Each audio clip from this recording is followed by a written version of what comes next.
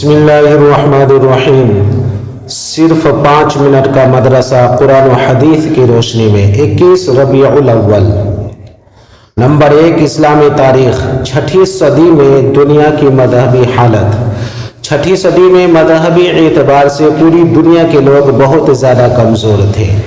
جہالت عام تھی، دین کے صحیح مفہوم سے وہ لوگ ناواقف تھے۔ ہر طرف شرک و بت پرستی پھیلی ہوئی تھی۔ عرب کے ہر گھر میں الگ الگ بت رکھا ہوا تھا جس کی پوجا کی جاتی۔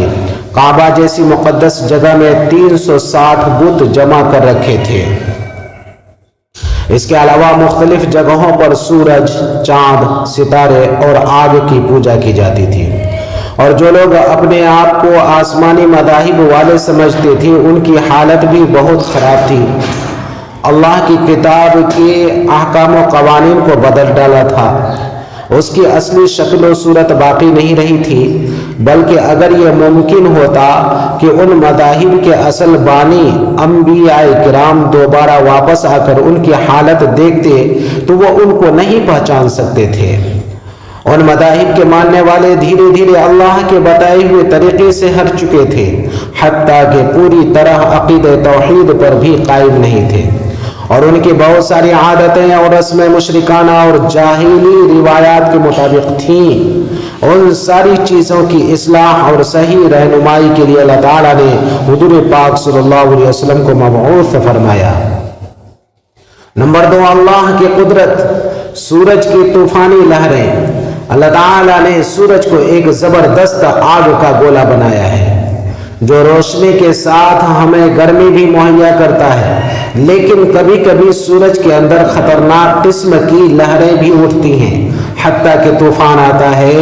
اگر وہ لہریں زمین پر بسنے والے جانداروں پر پڑ جائیں تو سب کو ہلاک کر ڈالیں گے، مگر اللہ تعالیٰ اپنی قدرت سے ان شعاعوں اور لہروں کو زمین کے ایسے علاقے کی طرف موڑ دیتا ہے جہاں پر آبادی نہیں ہوتی۔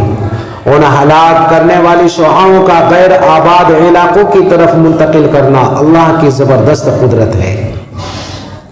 نمبر 3، ایک فرد کے بارے میں رکوع و سجدہ اچھی طرح ادا کرنا۔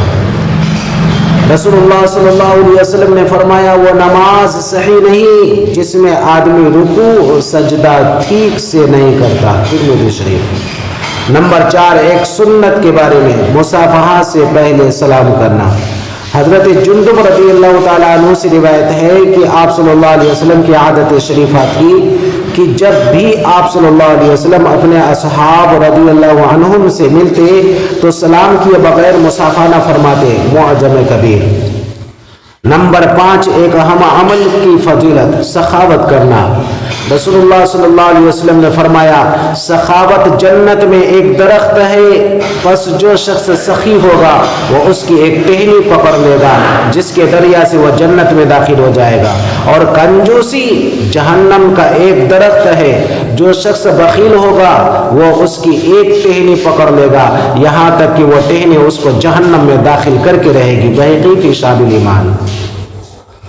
نمبر 6، ایک گناہ کے بارے میں دنیا کے لیے علم دین حاصل کرنا۔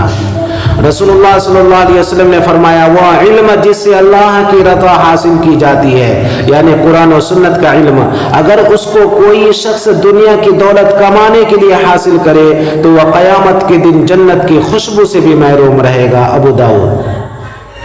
نمبر 7، دنیا کے بارے میں زیادہ کھانے کا انجام۔ ایک شخص نے رسول اللہ صلی اللہ علیہ وسلم کے پاس ڈکار لی تو رسول اللہ صلی اللہ علیہ وسلم نے فرمایا، ہمارے سامنے ڈکار مت لو، اس لیے کہ قیامت کے دن سب سے زیادہ بھوکا وہ شخص ہوگا جو دنیا میں زیادہ پیٹ بھرتا ہے۔ ترمذی شریف۔ نمبر 8، آخرت کے بارے میں دوزخیوں کی حالت۔ قرآن میں اللہ تعالیٰ فرماتا ہے، بے شک جہنم ایک گھات کی جگہ ہے جو سرکشوں کا ٹھکانہ ہے، جس میں وہ بے انتہا زمانوں پڑے رہیں گے، اور اس میں نہ تو وہ کسی ٹھنڈک یعنی راحت کا مزہ چکھیں گے اور نہ پینے کی چیز کا سوائے گرم پانی اور پیپ کے، اور ان کو پورا پورا بدلہ ملے گا۔ سورہ نبا۔ نمبر 9 طب نبوی سے علاج، کھانے کے بعد انگلیاں چاٹنا۔ رسول اللہ صلی اللہ علیہ وسلم جب کھانا کھا لیتے تو اپنی تینوں انگلیوں کو چاٹتے، مسلم شریف۔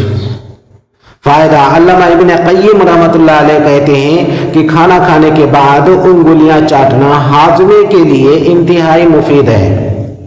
نمبر 10 قرآن کی نصیحت۔ قرآن میں اللہ تعالیٰ فرماتا ہے، ایمان والو تم اللہ اور اس کے رسول کے حقوق کی ادائیگی میں خیانت اور کمی نہ کیا کرو، اور آپس کی امانتوں میں بھی خیانت نہ کیا کرو، اور تم تو اس کے نقصان کو جانتے ہو۔ سورہ انفال۔